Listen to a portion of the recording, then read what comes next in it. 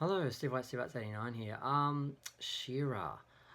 I took forever to watch She-Ra. I'm talking about the new Dreamworks She-Ra. Now, I'm an old school fan. You might notice behind me there's the original Castle Grayskull up there and the 2002 series Castle Grayskull over there. And behind that Castle Grayskull is She-Ra's Crystal Castle. And I have a bunch of She-Ras. I don't have them all. I have all the He-Men from the original series except I think I still don't have Scareglow, and that's about it. She-Ra, I only have about 10 of them or so. I'm going to get them all eventually. Now, I was really disappointed they didn't include She-Ra in the 2002 He-Man show. I was also really disappointed they didn't go to a third season. But when I heard they were doing a new series, I was fairly excited because I thought, oh, cool. He-Man got a series, She-Ra's got a series now. Now they've both got a reboot series. That's cool. And then I started to hear a lot of bad things about the series. I started to hear that it was really kiddie and badly drawn and badly animated, and the designs were bad, and it was all gender politics, and the men were all the few men, because the series never really had much men anyway. It really just had Bo and Hordak. I think that's it. Um, and that they were dumb, and they were doing the same this trend that we seem to have, where in order to make strong women, we have to make weak men, all that sort of stuff. And I sort of thought, ooh. And then I heard some really bad stories that they were trashing the original She-Ra and saying that it was sexist and juvenile and unsophisticated, and this show was more sophisticated. And their way of promoting the new show was to trash the old show, which doesn't really work well with fans, I think, and doesn't really, it just is very disrespectful, and it really turned me off. And then I think the people I listened to the most were Clownfish TV, that were talking a lot about the show, and I decided I was going to watch the show anyway, regardless of what I heard about it, because I always make up my own mind. But it did put me off watching it for a few months because I have plenty to do. And I don't know, randomly last night I just put it on Netflix. I think it was because I was about to shut my Netflix off for a while because there's nothing on there that I'm watching. It's really just a waste of money right now. There's nothing that I need to watch. I'm just paying for it every month and just not using it. So I thought, well, I've got one more day, so I probably should watch She-Ra so I can say I've done that. So I don't want to be one of those haters who never gave it a chance. So I watched the first two episodes, and I kind of watched it like this. But I eventually, I mean, I really hated Glimmer. She was so annoying in the first two episodes, but she kind of calmed down a bit. But the things I didn't like about the show originally were the character designs. I thought some of them were a bit off. And just the style itself seemed kind of overly simplistic. It looked like they were dumbing it down for the kids, and I thought it could have been just as sophisticated and good as the original show or the 2002 show, or the same as Thundercats have done the same thing with that. They've gone incredibly kiddie with that. So I was thinking about that, and I wasn't sure. And then I think overall I like the show. The only the only real problem with it is the characters are all annoying teenagers, and it just has.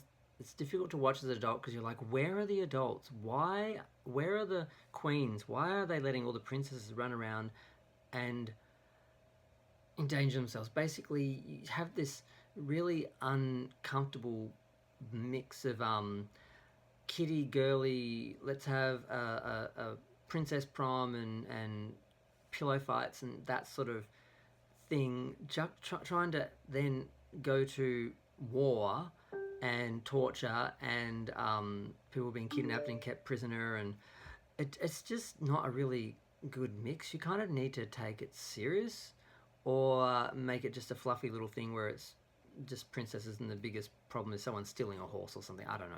I mean, I just found it really uneven. But overall, the storytelling, the fact that they did have one long story and arcs and stuff like that, did help out a lot, because the original She-Ra and the original He-Man were very much just story and then reset, story and then reset. They were great stories, they were great storytelling, great characters. So this show kind of has bad characters because they're really juvenile and they're kiddie, and there's only so much you can get from them. But the storytelling itself is kind of better because it's more extended over.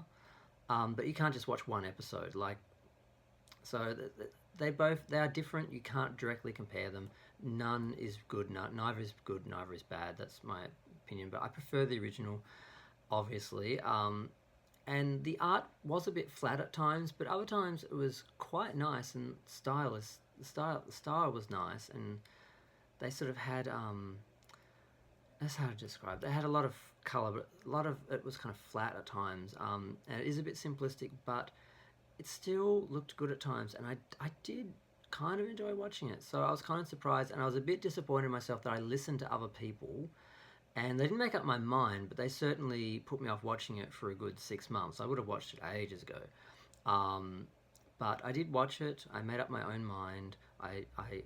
Trust no one. Make your own independent exploration of the truth. That's sort of what I believe. And because I watched years ago, X-Men came out, the first one, and I heard some people trashing it and saying, "Oh, it was really badly done, and the effects were like computer game animation. Just don't watch it; it's horrible."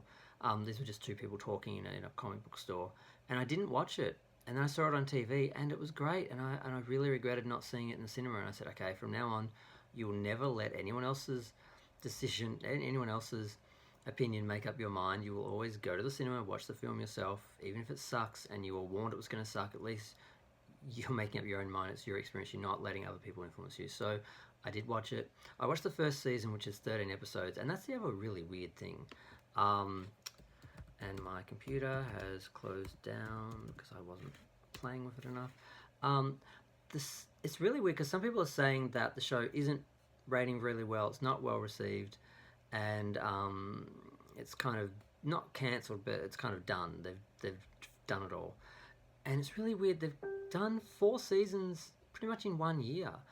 Season 1 went from November 2018 to 13 episodes. So what's that?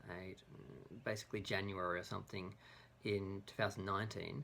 Then season 2 is only 7 episodes from April, for under 2 months, in 2019. And then season 3 is August 2019, for 6 episodes. So that's just a month and a half. So basically September. And then the 4th season was November, 13 episodes again. So that's like 3 months. So, oh, actually, I didn't realise. I thought it had actually finished, but season 4 is still going, and it's going to be running into like February. So it's like they just what's that? 26, 32.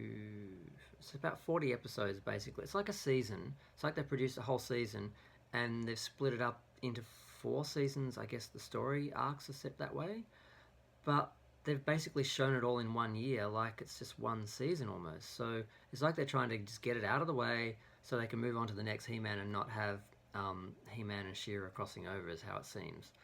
So it's kind of weird. And there were complaints that the toys were not good. They were basically copies of molds of other toys, and they weren't very good. I haven't seen them personally. I don't think we have them in Australia. They're apparently just an exclusive to Target in America.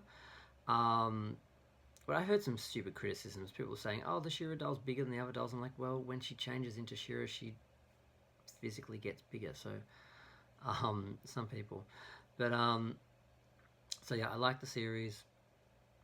Accepting that it is based, it's made for kids, and it's got teenage characters, which are kind of annoying, but kind of fun, but kind of annoying too, because only so far, maturity-wise, you can go with the characters and with the stories.